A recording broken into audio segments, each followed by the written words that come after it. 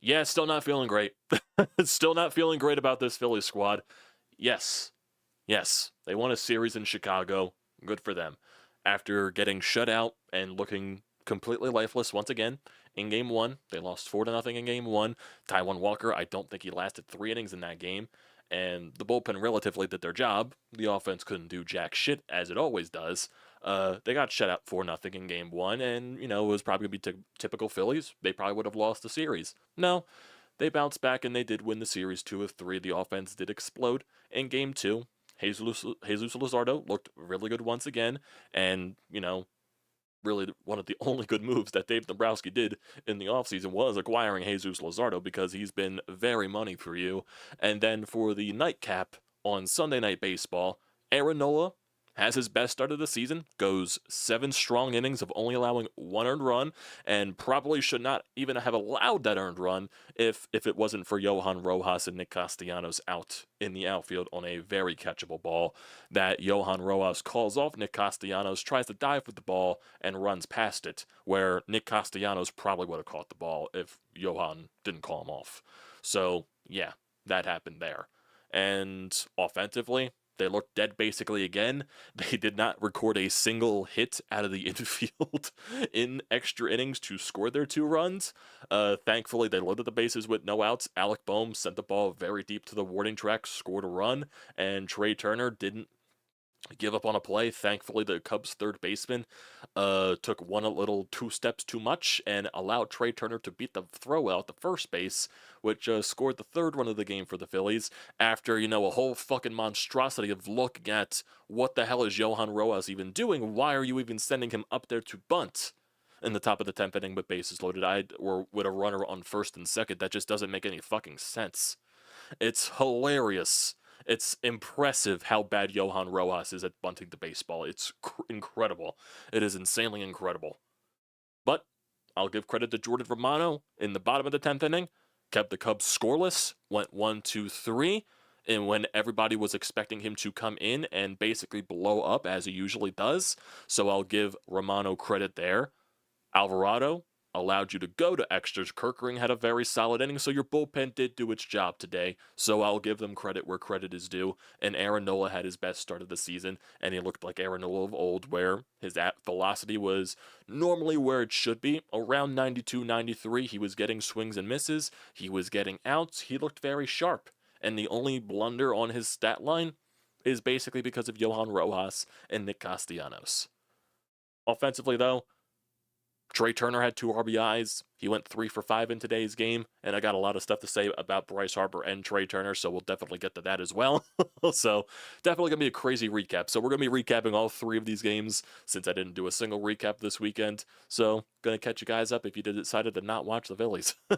If you decided to not watch the Phillies this weekend, which I don't blame you, because I barely watched them this weekend. I focused on Stanley Cup playoffs. That's what I focused on mainly. But yeah. What's going on, everybody? Welcome back to TTP Sports. If you're new to the channel, hit that subscribe button. Does me such a great deal of service if you want to hear me complain about the Phillies on a daily basis. So, yeah, it's there for your liking. Click the subscribe button. You can also drop a like and leave a comment in the comments section down below. And you can also use the code TTP Sports, $20 off your first purchase at SeatGeek. You can also follow at TTP Sports on TikTok and Instagram for all the short content and all that stuff. So, the Phillies, they do win 2 of 3 against the Cubs. I will give them credit there, but like I said, there's very few positives that you can really take from this series win. Once again, the Phillies are a team that makes a series win feel very bad. Very, very, very, very bad. Like, the few positives. Jesus Luzardo, good for you once again. He lowers his ERA to sub-2, so that is insanely impressive.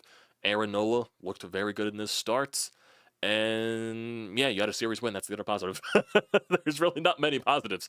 Yeah, you scored 10+ runs in Saturday's game, so good for you there. Max Kepler had a couple of RBIs. He had a home run in there as well. Trey Turner had a couple of RBIs in this series as well, even though his bad defense did cost Jesus Luzardo a couple of runs.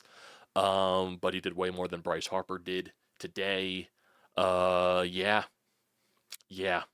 Not the best looking series, not the prettiest series, because it's the Philadelphia Phillies and this team is still not good enough. Obviously, that's what we're going to be constantly saying this entire season. So let's just go over the rest of this entire series. Game 1, which was on Friday afternoon, even though it was delayed a couple of hours because of a long rain delay. I believe the rain delay was like 2 hours or something like that. So, joy, I got to wait even longer to watch the Phillies lose a game. Yeah, Taijuan Walker, he only lasted 3 innings in the ball game. He threw so many pitches in that first inning, no thanks to his defense as well. 3 innings, 6 hits, 2 earned runs, 2 walks, 4 strikeouts on 86 pitches. Bullpen end, they relatively did their job. Banks allowed us an earned run. Ruiz, he pitched 2 innings, walked 2, struck out 3. Hernandez allowed an earned run. Kerkering got scoreless in his final inning there. But if you just look at the entire offense, they had 5 hits the entire day. Bryson Stott 0 for 4. Trey Turner 1 for 4. Bryce Harper 0 for 4 with 2 strikeouts. Kyle Schwarber 0 for 3 with a walk and 3 strikeouts. Nick Castellanos 1 for 3. Max Kepler 1 for 3. JT Realmuto 2 for 4. Bohm 0 for 3 with a walk. Rojas 0 for 2. And Stevenson 0 for 2. Phillies went 0 for 7 with runners in scoring position in that game. There's really just not much to go over if you just want to look at some of the chances where they did have base runners. They had base runners in the top of the first inning. Obviously, they didn't do anything there. Top second, they won 1, 2, 3. Top third, they had a 2-out base runner, and that was nothing. Top four, they did have a couple of 2-out base runners. Kepler singles with 2 outs, JT doubles with 2 outs. So you got second and third for Alec Bohm, and he lines out to end that inning. So nothing there. You go down 1, 2, 3 in the top of the fifth. Top of the sixth, you have a 2-out double by Nick Castellanos. Nothing happens there. Top 7, infield single by JT. Bohm walks, so you have a runner on first and second, and nothing happens there. Top 8, you have 2 base runners on with 2 outs. Nothing happens. And in the ninth, you go down 1, 2, 3. Had a lot of chances. Once again, you don't know how to hit with runners on. But if we go to Saturday's contest, the Phillies did win that game by a score of 10-4, and Jesus Luzardo, I think he took a no-hitter into the 5th inning, if I'm not mistaken. That's when the Cubs did score their runs, and those runs are unearned on Jesus Luzardo's stat line because of Trey Turner's botching in the infield. So Jesus Luzardo, he went 6 innings, allowed 3 hits, no earned runs, 2 runs unearned, 3 walks, and 5 strikeouts for 102 pitches, and he has a sub-2 ERA at 1.73. Matt Strahm did come into the ball game, but this was basically when the ball game was kind of out of way, but still, he allows 2 runs. He makes it get uncomfortable. Ross comes in. He pitches an inning and 2/3, actually gets out of a bases-loaded situation, which I was very shocked on. 2 strikeouts, 28 pitches, and then Hernandez pitches the bottom of the 8th. He allows 1 hit and 1 strikeout for 19 pitches. If you just want to look at the entirety of yesterday's game, where all the offense came from, it took a little bit for the offense to get going. It didn't go, until the top of the 4th inning when they put 6 runs on the board. Kyle Schwarber led off with a hit by a pitch. Castellanos with a single. JT with a single to load the bases up. Max Kepler singles. Alec Bohm singles. 2 runs score there, so it's 2-0. Rojas sacrifice fly, which scores a 3rd run. Stott singles, which scores a 4th run. Harper then doubles, which scores 2 runs to make it 6-0. And then the Cubs, they make it, they score those 2 runs thanks to Trey Turner and his errors over there. Top 6, Phillies, respond right back. Rojas walks, Stott gets hit by a pitch, and Trey Turner with an RBI single to make it 7-2, so he responds to his mistakes. Harper ground out, Schwarber doubles to score 2 more runs, makes it a 9-2 ball game. Kepler went with a solo shot in the top of the 7th, made it 10-2, and then Matt Strahm, he struggled in the bottom of the 7th inning. He allowed a RBI single, and then Joe Ross came in and allowed a sac fly, which got charged to Matt Strahm. Phillies offense, they didn't do anything the rest of the game. Still, they find a way to win 10-4. Offensively, if you just want to look at the entire lineup and look at what they did, Bryson Stott went 2 for 4 with an RBI. Trey Turner 1 for 5 with an RBI. Bryce Harper 1 for 3 with 2 RBIs and 2 walks. Kyle Schwarber 1 for 4 with 2 RBI. Nick Castellanos 2 for 5. JT 1 for 5. Max Kepler 3 for 5 with 2 RBIs and a solo shot. Alec Bohm 1 for 4 with an RBI, and Johan Rojas 0 for 2 with an RBI sac fly. Phillies went 7 for 13 with runners in scoring position, so they had a good offensive day. You knew the next day they weren't going to do much. You knew the next day they were not going to do much whatsoever. And that was today's game, where the Phillies did win in extra innings by a score of 3-1. Aaron Nola was very sharp, and I mean very sharp. He was throwing a lot of first pitch strikes. He was just getting ahead of hitters, and he was getting hitters out, and that's what Aaron Nola normally does. 7 innings, 3 hits, 1 earned run, 1 walk, 6 strikeouts on 100 pitches, 73 strikes. Very good for Aaron Nola. The velocity was a lot better today. He was getting a lot more swings and misses. Really, the only person that he really struggled against was Bush. for the Cubs. I think Bush saw like 20-plus pitches from Aaron Nola today. That's why his pitch count got so high in that 7th inning. If it wasn't for Bush, maybe Nola goes 8 in this game. Who knows? Who knows? Kirkring, he has a 1-2-3 inning of his own in the 8th. Alvarado, 1-2-3 inning in the 9th. Maybe got a little luck with the umpire there on 11 pitches. And Jordan Romano got the save in the bottom of the 10th, struck out 1 on 13 pitches. So good for him. Offensively, dud for both teams, realistically. Phillies had 6 hits. Trey Turner had half of them. Trey Turner went 3 for 5 in this game with 2 RBI. Bryson Stott 1 for 4. Bryce Harper 0 for 5. He's batting .231 on the season. Yikes. Mega yikes. Trey Turner's batting .262. Bryce Harper's batting .231. Yeah, Trey Turner gets all the fucking criticism. Yeah, go figure. Kyle Schwarber, he goes 0 for 3 with a walk, so his on-base streak continues. Nick Castellanos 1 for 4. JT 1 for 4. Kepler 0 for 3 with a walk. Bohm 0 for 2 with a sac fly in extra innings. He also walked in today's game. And then Johan Rojas 0 for 4 with the 2 ugliest bunt attempts I've ever seen in my fucking life. This guy does not know what a bunt. It just doesn't make sense. It does not make sense. You're asking him to do one thing out there, and it's bunt. He couldn't bunt earlier in the ball game when I think the Phillies had a runner on. When you're asking him to bunt up there, can't do it. For some reason, you're asking him to bunt with a runner on 1st and 3rd and 1 out in the 10th for some reason. I don't know why you're doing that. And you bunt up the first baseline. It's a terrible bunt. The first baseman reads it right away and throws it out home. Like, what the fuck are we doing here? What the fuck are we doing here? It doesn't make sense. Doesn't make sense. It's ridiculous. It's ridiculous. It's insane. Phillies 2 for 7 with runners in scoring position. Harper 0 for 1. Kepler 0 for 1. JT 0 for 1. Turner 2 for 2. He had the lone 2 hits with runners in scoring position. Bohm 0 for 1 and Rojas 0 for 1. Looking at the entirety of the game, offense really wasn't there, much of it. Trey Turner with a single in the 1st inning. Nothing happened there. I think he got thrown out trying to steal second base. If I'm not, no, actually Harper grounded out into a fielder's choice. Top of the 2nd inning, nothing happened there after a Castellanos leadoff double. Bottom 2, Horner got a double. Should have been the inning-ending out if Rojas didn't call off Nick Castellanos to try to dive for the ball.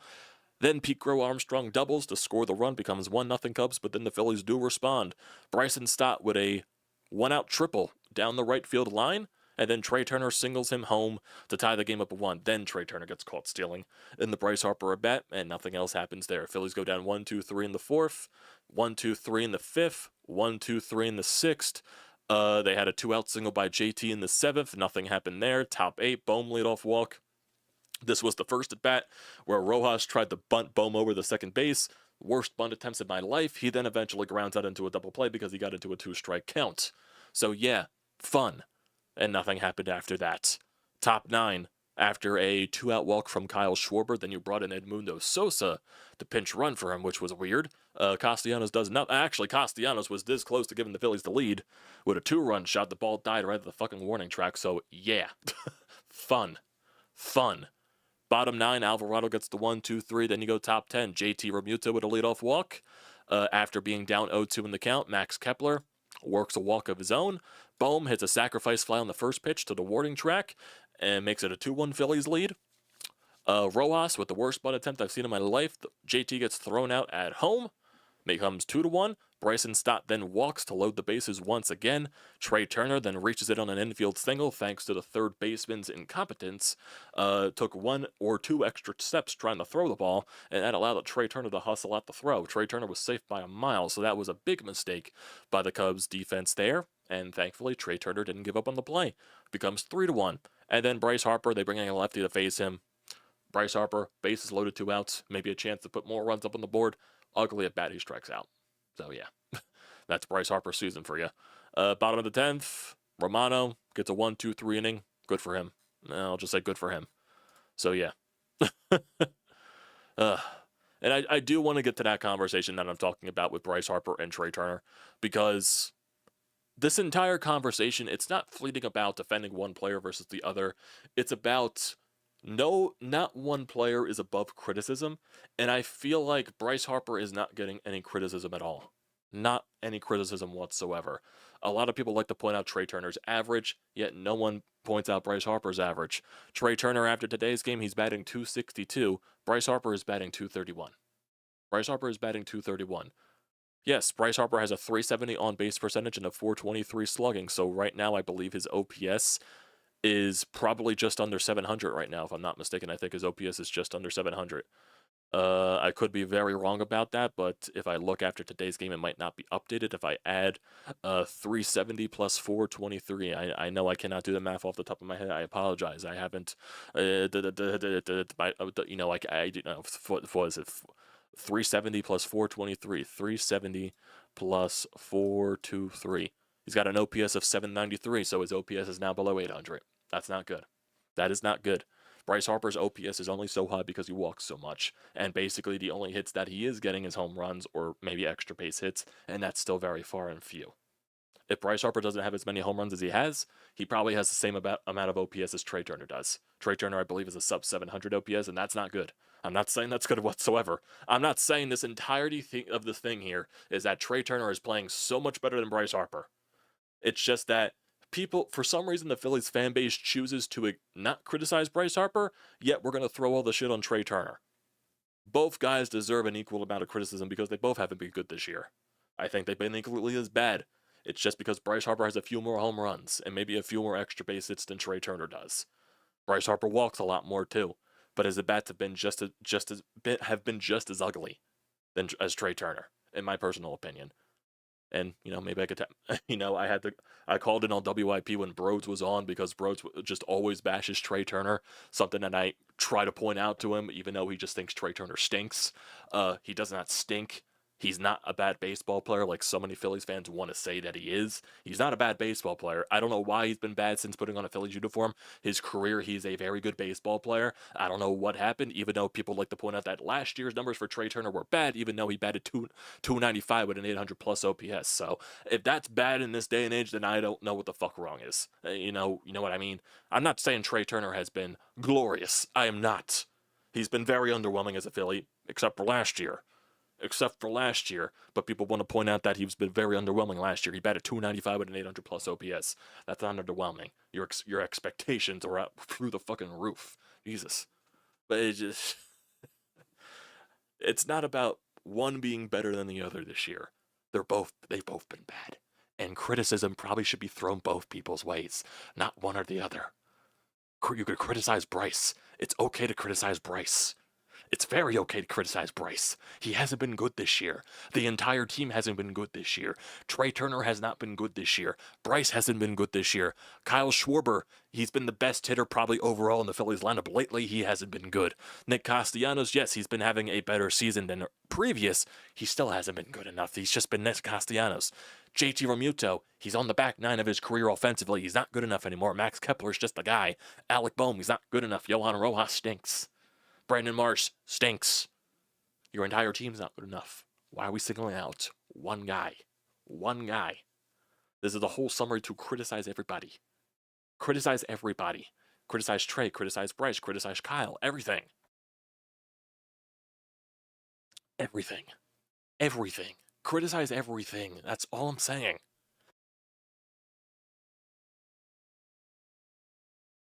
My God. I'm sneezing so much, I can't figure out how to put the fucking earbud back in my ear. The topic gets me annoyed. It really does. Because we point out so many of the flaws of Trey Turner. We criticize him the moment the moment he goes bad. That's the moment, fuck Trey Turner, basically. Yet Bryce Harper has looked like jack shit this year. Oh yeah, he's got 5 home runs, so that's why his OPS looks good. Why can't we criticize him? Why can't we criticize Bryce Harper? And people try to throw out the freaking obvious that, Bryce Harper has been so worth his contract over the first 6 years, and Trey Turner has not been worth his contract whatsoever. That's not what I'm fucking talking about. I'm talking about criticizing a fucking player. That's what I'm saying. No, I have not been saying Trey Turner has been worth the contract. I have not said that whatsoever. I think he's way better than what he is producing over his time in a Phillies uniform, even though last year was good. Beyond reasonable doubt. You can criticize Bryce. It is okay to criticize Bryce. He's not going to hate you. Bryce Harper's not going to hate you. He's not going to walk up to your front door because you criticized him and whack you with a baseball bat. It's not going to happen. It's not going to happen. He's not going to call you out on social media. He's not going to walk up to you at Citizens Bank Park to punch you in the face. He's not going to hug you because you're not criticizing him. He's not going to, say, hey, just because this is the guy that doesn't criticize me, thank you. No, he's not going to do that. He doesn't fucking care. He doesn't fucking care what you think. You can criticize the guy. That's all I'm saying. Bryce Harper has not been good this year. Neither has Trey Turner. You can criticize both players. Both players. That's all I'm pointing out. But people decide to get their old panties in a fucking fits because I try to point out something that sounds like I'm saying Trey Turner has been playing good this year. I haven't said that whatsoever. I'm just saying Bryce Harper's batting average, because people love to point out Trey Turner's batting average is not good. Bryce Harper's batting average is worse. Bryce Harper's batting average is worse. And Trey Turner offensively has been getting the average up a little bit the last few games. He's at 262. That's still not good. It's still not good. I'm not saying it's good. It's better than Bryce Harper. It's better than Bryce Harper. Yeah, Bryce hasn't getting a lick of criticism. Personally, I haven't seen a lick of criticism towards Bryce. I've maybe seen one lick of criticism towards Bryce today, and that was saying Bryce is so overrated, and that's not true. Bryce is playing bad. He's not overrated. He's a very good player. Same thing with Trey Turner. He's a very good player. I don't know why he's been bad since coming to Philadelphia, even though last year was good. It was good. Fucking the most asinine statement I've ever heard in my life. 295 is bad. Trey Turner batted 295 last year. That was bad. And he sucked. What does that even mean? What does that even mean? What does that even mean, man? That is the most asinine statement I've ever heard in my fucking life. He batted 295 last year and he sucked. What? What? If Bryce Harper batted 295 last year, you'd be fucking running through fucking... jumping into the clouds with joy. Jumping for joy. Oh my god, MVP Bryce Harper. Yet Trey Turner bats 295. He fucking stinks. Jesus fucking... What are we doing here? What are we doing here? It's just so funny. That one guy is just above criticism. It really feels like it is. And I'm not hating Bryce. I love Bryce. It just feels like for some reason this guy is above criticism. He's not. He's not. No one wants to criticize the guy. No, he's not. He's not. He's not. He's not above criticism. And he's not overrated either. He's not over... I've never said once that Bryce Harper is overrated. Jesus. It's ridiculous. It's ridiculous. No, he's not. He's not. He's not over... And I'm... Because the person that I responded to on Twitter, that I said he's not overrated, he's not. He ain't.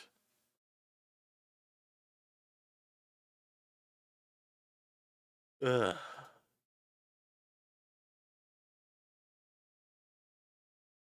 Remember when people didn't want to criticize Embiid? It's the same situation. Well, petition for Alvarado. You're damn sure right. No player is above criticism. That's all I'm putting out there. He's not.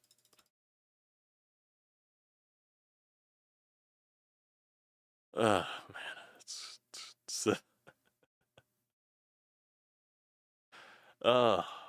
Man. My God. My God, it's insane. It is insane. It's insane. It's insane. Just that I just can't get over 295 and he sucked. It's crazy. I didn't want this to be the fucking Trey Turner defense show, but I'm not defending Trey Turner, his production as a Philly. To say the guy outright stinks, it's just a fucking lie. It's crazy. It is crazy. Well, I guess if you want to laugh at something, you can laugh at the Mets because they did blow a 7-1 lead in the 9th inning against the Nationals today. If anyone wants to laugh, to get a good laugh away from the Phillies. Did they lose that series? Okay, they have a 4-game series against the Nationals. They lost 2 of 3 so far. They won 2-0 yesterday. They lost 5-4 the other night. And they lost today by blowing a 7-1 lead in the bottom of the 9th inning. So good Mets. Good Mets stuff. That's the Mets I know. Those are the New York Mets I know. It doesn't make me feel better about the Phillies, by the way. It does not. It does not make me feel better about the Phillies, by the way.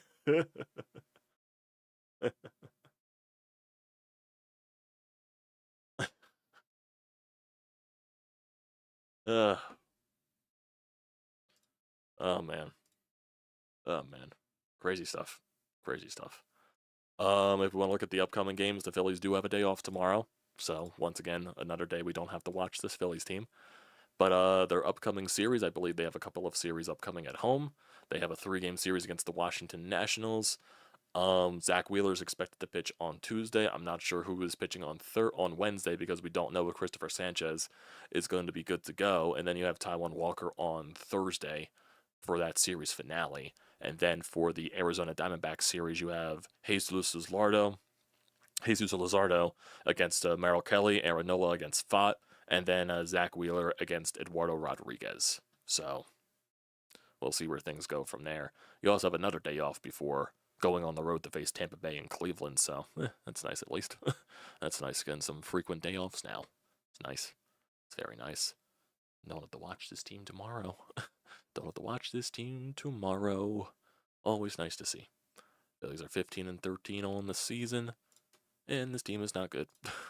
And this team is not good. Crazy.